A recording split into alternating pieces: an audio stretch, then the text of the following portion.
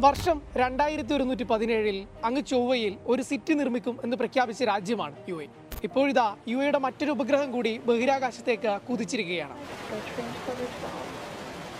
പൂർണ്ണമായി യു എയിൽ നിർമ്മിച്ച ഈ ഉപഗ്രഹം യു എയുടെ ബഹിരാകാശ മേഖലയ്ക്ക് മറ്റൊരു നാഴികക്കല്ലാണ് സമ്മാനിക്കുന്നത്.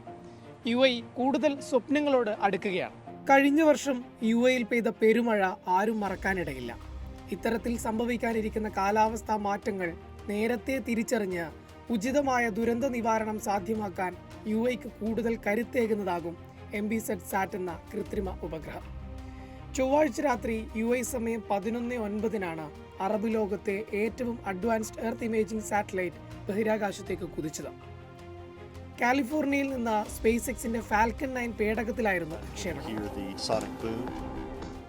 ഓട്ടോമേറ്റഡ് ഷെഡ്യൂളിംഗ് സംവിധാനം വഴി നിലവിലുള്ള ഉപഗ്രഹങ്ങൾ പകർത്തുന്നതിനേക്കാൾ 10 ഇരട്ടി വ്യക്തതയുള്ള ചിത്രങ്ങൾ പകർത്താനാകും എന്നതാണ് ഉപഗ്രഹത്തിന്റെ പ്രത്യേകത.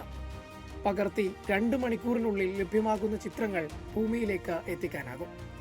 ദുരന്ത നിവാരണത്തിന് പുറമെ പരിസ്ഥിതി നിരീക്ഷണം, അടിസ്ഥാന സൗകര്യ ക്രമീകരണം എന്നിവയിൽ അതിവേഗത്തിൽ തീരുമാനങ്ങൾ എടുക്കാനും യു എക്ക് ഇതുവഴി സാധിക്കും. യു എക്ക് പുറമെ മറ്റ് ഗൾഫ് രാജ്യങ്ങൾക്കും ഏറെ ഉപകാരമാകാൻ പോകുന്ന ഉപഗ്രഹം കൂടിയാണിത്. U A president Sheikh Mohammed bin സായിദിന് ആദരമായാണ് ഉപഗ്രഹത്തിന് MBSat എന്ന പേര് നൽകിയത്. വിക്ഷേപിച്ച് 8 മിനിറ്റിനകം സ്പേസ് എക്സ് റോക്കറ്റിന്റെ ആദ്യ ഭാഗം ലാൻഡിംഗ് സോണിൽ തിരിച്ചിറങ്ങി.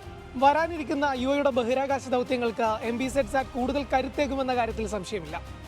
ദുബൈയിലെ മുഹമ്മദ് ബിൻ റാഷിദ് സ്പേസ് സെന്ററിൽ നിന്ന് ഫാദിയ നസീറിനൊപ്പം അക്ഷയ് പെരാവ്, മീഡിയ 1.